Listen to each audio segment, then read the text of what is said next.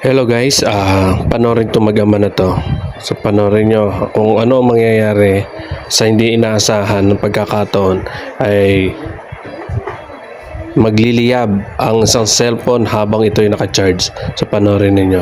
Habang nag-uusap tong mag-ama na to ay may ginagawa sila, pinapaurong niya yung bata at magcha-charge nga to. Buti na lamang at ang nag-charge nito ay ang kanyang papa, ang kanyang tatay tawagin.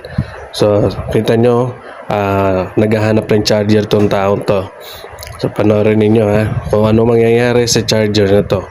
So, itong charger na to ay siguro mumurahin lang to na nakuha o nabili sa labas na class A lang siguro. Kaya siguro mahinang klase. So, panoorin ninyo. Napakadelikado pala pag bumibili ng isang charger na local at ang isang cellphone naman ay okay naman. So panoorin ninyo